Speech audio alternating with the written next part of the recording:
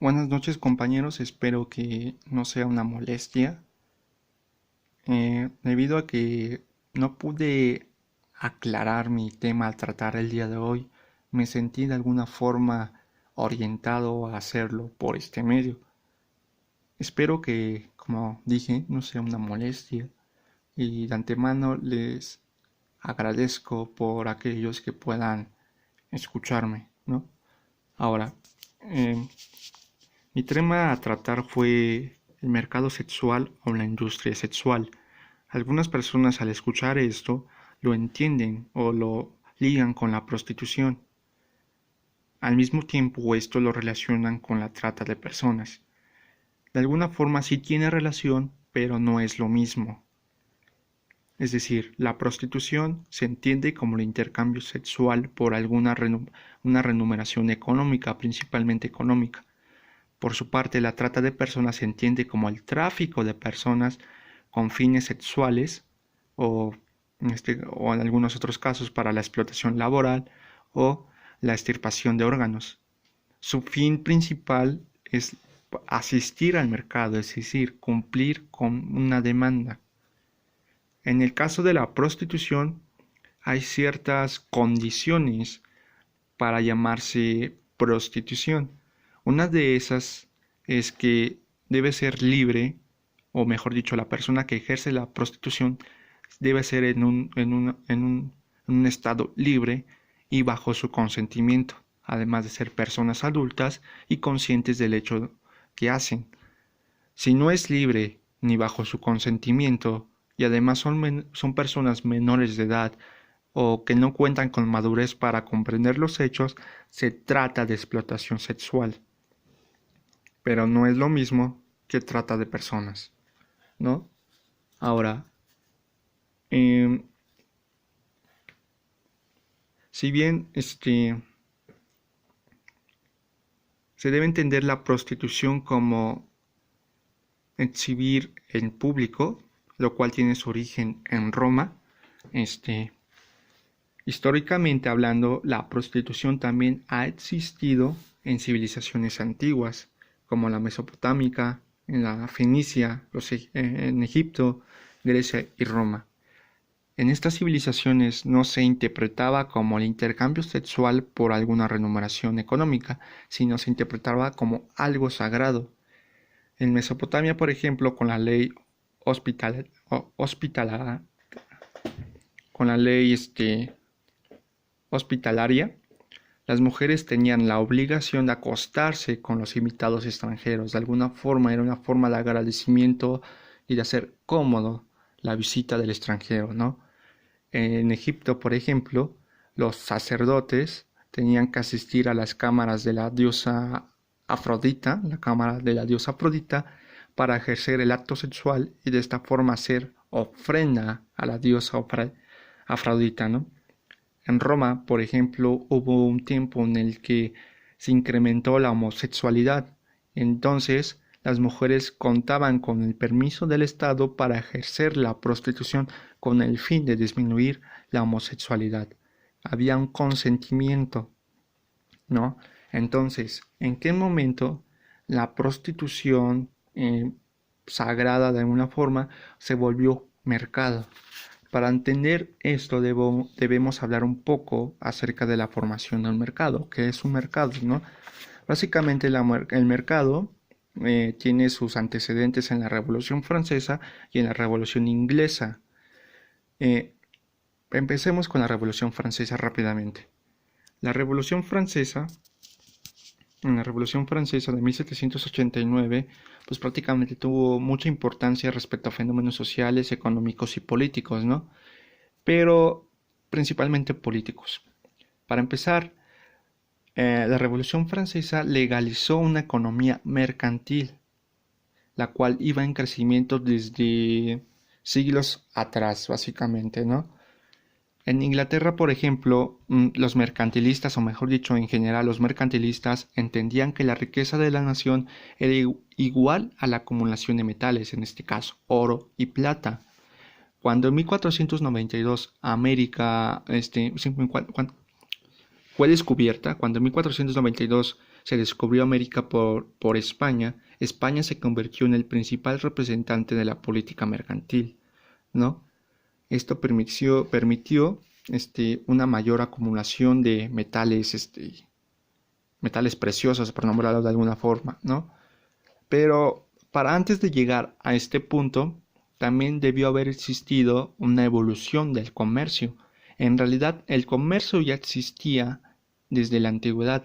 En las primeras civilizaciones, el intercambio de mercancías se entendía como aquellos productos de una región se intercambiaban por los productos que no podía producir esa región, ¿no? En este sentido se intentaba cubrir necesidades. Con el tiempo surgieron ciudades mercantes que formaron parte de los futuros imperios y reinos, ¿no? Cuando se crearon los imperios y los reinos y al mismo tiempo se incrementaron las ciudades mercantes, también incrementaron las necesidades. Esto pues llevó a una política mercantil, es decir, buscar constantemente nuevos mercados. Cuando España descubre América, inicia una nueva época llamada el expansionismo colonial.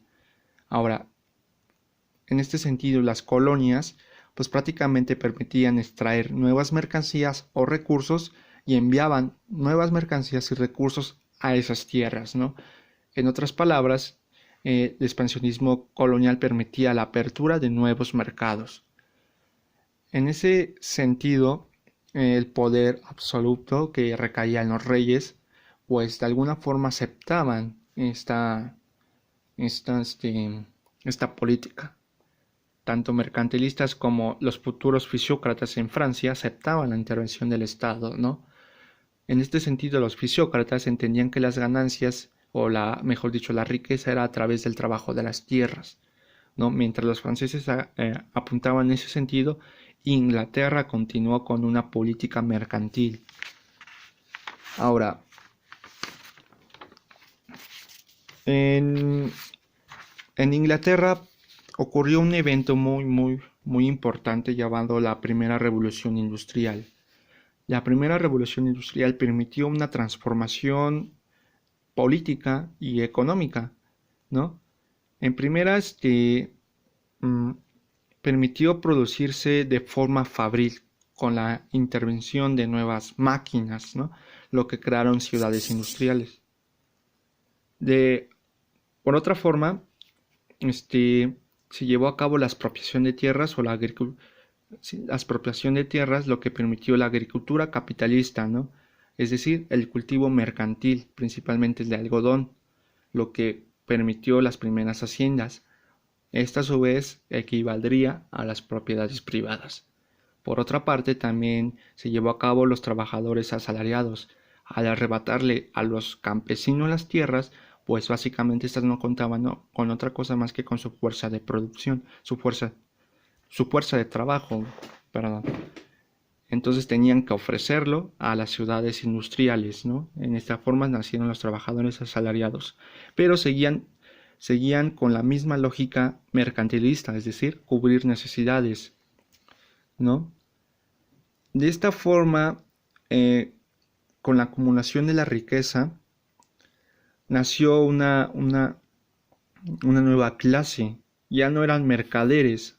Ahora la nueva clase social que iba en crecimiento fueron conocidos como la burguesía, ¿no? En la Revolución Inglesa de 1642 no se trata más de otra cosa que de la liberación comercial.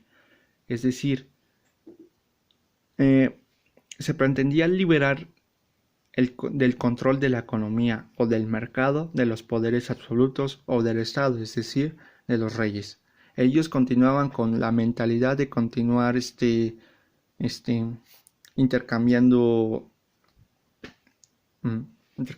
productos para cubrir ciertas necesidades. Por su parte, la burguesía prefería la acumulación a través de la expropiación a través de la producción de productos, ¿no? En este sentido, jugó un papel muy importante John Locke con su ensayo sobre gobierno civil de 1689. ¿no? Ahora, nos habla de los derechos naturales del hombre, la libertad, la igualdad y el derecho a la propiedad privada, los cuales dice que son derechos designados por Dios. Él defiende mucho la él defiende mucho la propiedad privada. De hecho, él nos explica en la página 6 que aunque la tierra y todas las criaturas inferiores sean a todos los hombres comunes, cada hombre, empero, tiene una propiedad en su misma persona. A ella nadie tiene derecho alguno salvo él mismo. El trabajo de su cuerpo y la obra de sus manos podemos decir que son propiamente suyos. Cualquier cosa, pues, que él remueva del estado en que la naturaleza le pusiera y dejara, con su trabajo se combina y por tanto queda unida a algo que le es, y así se constituye de su propiedad. Es decir,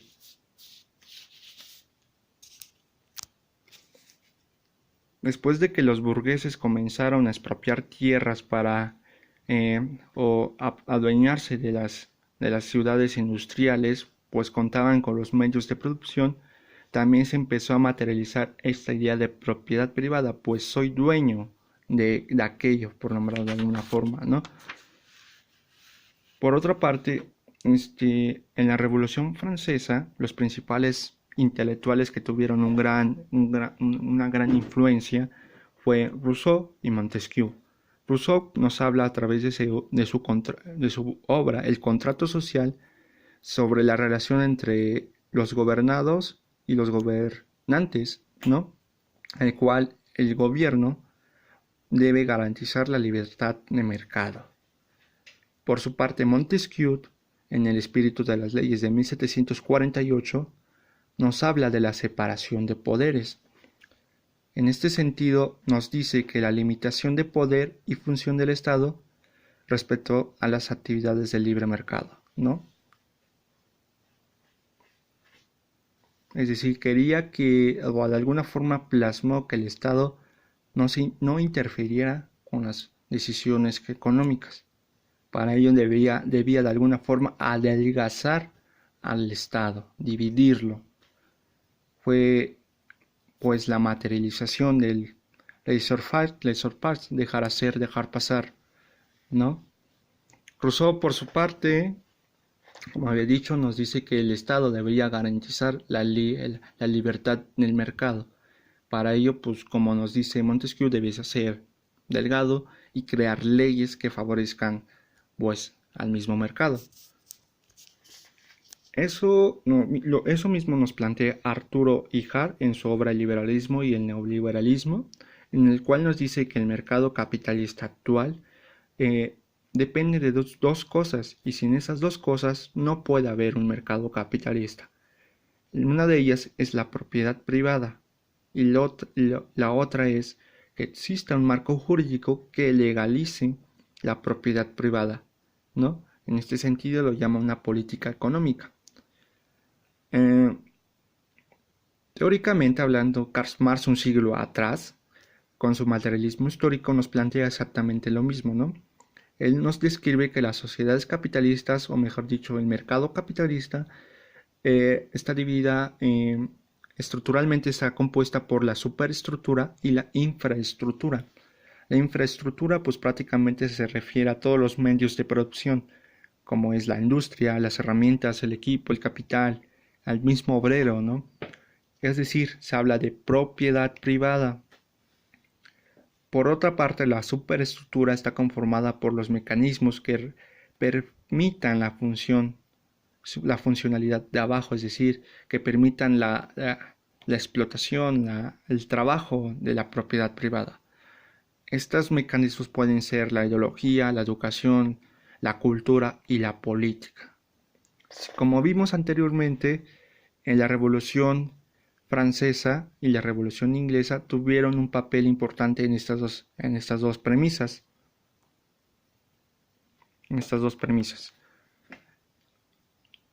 La Revolución Inglesa tuvo su papel en la infraestructura, pues defendió de alguna forma la propiedad privada. Locke fue su principal expositor posteriormente, el cual también hablaba de la propiedad privada, ¿no? Por otra parte, la Revolución Francesa, con sus autores de Rousseau y Montesquieu, defendían la superestructura. En este sentido fue la política. Ahora, ya existía una política económica.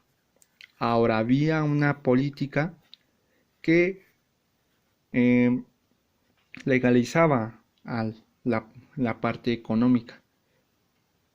Al casamiento de estas dos, pues prácticamente nace el mercado capitalista. Ahora, ¿qué tiene que ver esto con el mercado sexual? Bueno, acabo de plantear, espero de alguna forma, que es un mercado, ¿no? Necesita dos cosas, propiedad privada y un marco jurídico. Ahora, en la prostitución ya, ya se entiende como una propiedad privada. Es decir, en la antigüedad la propiedad privada ya existía al igual que el comercio. En la antigüedad, la propiedad privada básicamente eran los esclavos. De hecho, las civilizaciones, las primeras civilizaciones como la mesopotámica, los fenicios y los egipcios, fueron desarrollados gracias al esclavismo. Es decir, fueron de alguna forma construidas por los esclavos, ¿no? Grecia y Roma de igual forma. Ahora, en este sentido, como había mencionado, la propiedad privada es el esclavo, ¿no? En el sentido de las prostitutas, la propiedad privada, pues, mejor dicho, ellas eran de propiedad privada del Estado, pues como había mencionado anteriormente, estaban a disposición del Estado para que ésta ejerciera de acuerdo a las necesidades, ¿no? En el caso de Roma, se necesitaba disminuir la homosexualidad y expuso a las mujeres para que pues disminuyera de alguna forma, ¿no? Se puso a disposición. En el caso de Egipto, perdón, se dispuso en un material moralística, o sí, moral, un sentido moral, para ofrecer una ofrenda a sus dioses, ¿no? En este sentido, en la antigüedad las prostitutas eran esclavas del Estado. Tras la Revolución Francesa, las prostitutas tuvieron un papel muy diferente, es decir, se creó en la Revolución Francesa una política de salubridad pública, en el cual tenía su relación con el positivismo, con el orden y progreso, ¿no? Consideraban que lo moral era alguna de las cuestiones que pues tenía que ver con el positivismo, pero las prostitutas eran opuestos a lo moral y eran opuestos al positivismo, lo cual era como que un obstáculo al progreso, por lo que no debían ser visibles. En ese sentido se les asignaron horarios, que fue en la noche. Por eso, de alguna forma, las prostitutas continúan saliendo de noche, ¿no? Ahora, con la Revolución Francesa también surgieron las primeras constituciones políticas, ¿no? La libertad de hombres y del ciudadano, ¿no? Fue la primera creada en Francia. En ella se defendía prácticamente el derecho al trabajo y el derecho a la propiedad, ¿no? Que fueron pues prácticamente los derechos naturales, como nos lo diría Locke. Al mismo tiempo, con estas políticas, con estas constituciones, se incorporaba la prostitución al mercado, a pesar de que era algo antimoral. ¿Por qué? Si bien en la antigüedad eran de la propiedad privada del Estado, después de la Revolución Francesa, cuando se prohibió la esclavitud, las prostitutas contaban ahora con su cuerpo como propiedad privada. De hecho, Luke nos lo plantea en la misma cita de la página 6, que aunque la tierra y todas las criaturas inferiores sean a todos los hombres comunes, cada hombre, empero, tiene una propiedad en su misma persona. A ella nadie tiene derecho alguno salvo él mismo. El trabajo de su cuerpo y la obra de sus manos podemos decir que son propiamente suyos.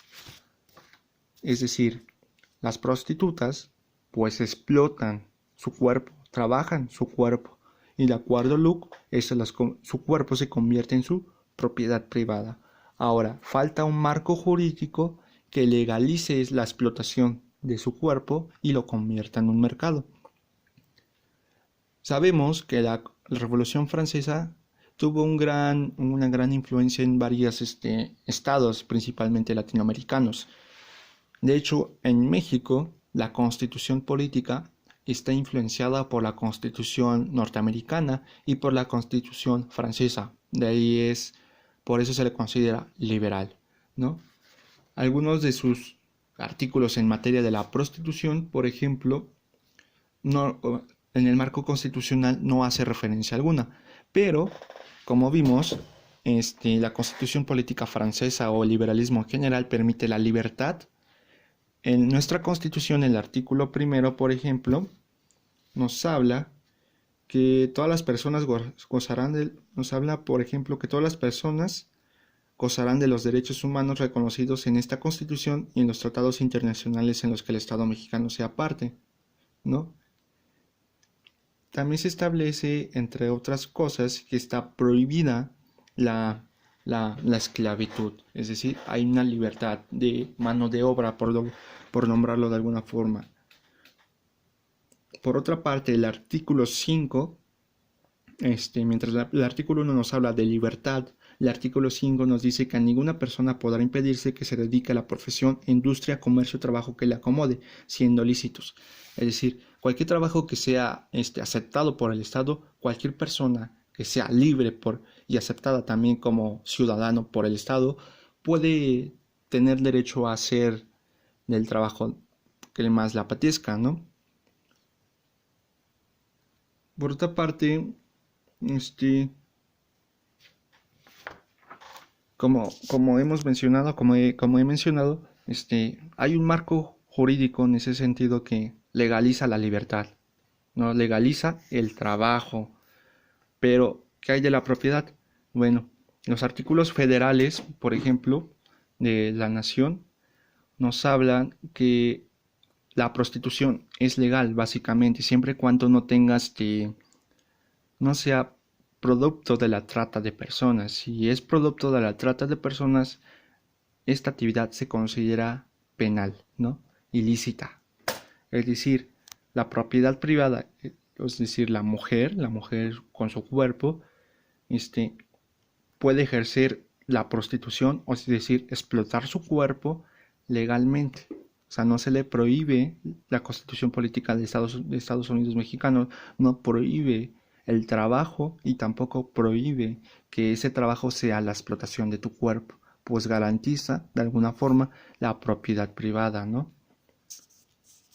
Ahora, vemos que ya tenemos la estructura y la superestructura que conforma el mercado capitalista, ¿no?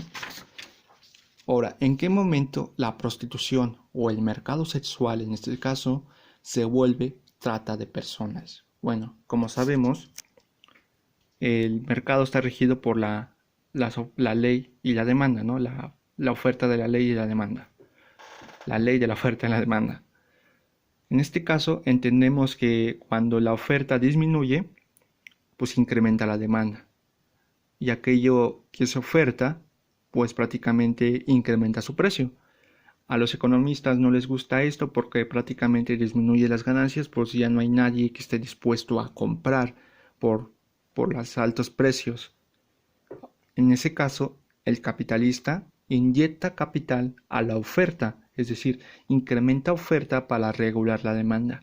Pero en caso de que por ejemplo, en caso de que la oferta incremente, disminuye la demanda y tampoco es rentable para los capitalistas, ¿no? La idea es buscar un equilibrio. ¿Por qué?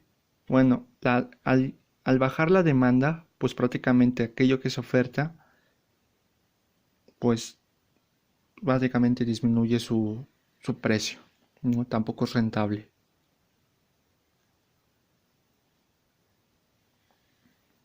Ahora, en México, por ejemplo, se considera que es uno de los países con mayor atracción sexual, es decir, turismo sexual.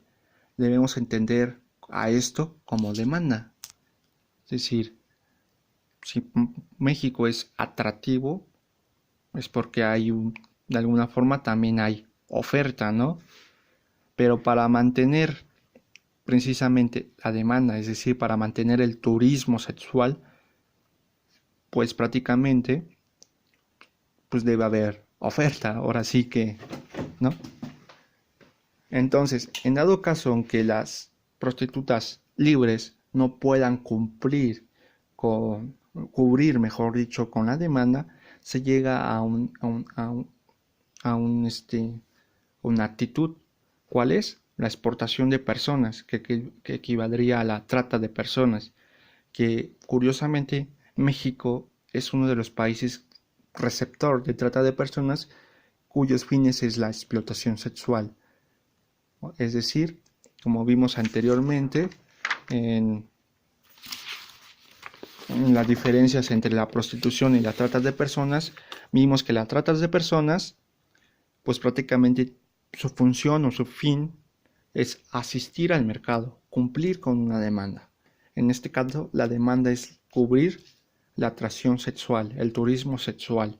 Si las personas libres no lo pueden hacer, las prostitutas libres no lo pueden hacer, su herramienta, su último mecanismo que le queda es la exportación de personas, el tráfico de personas.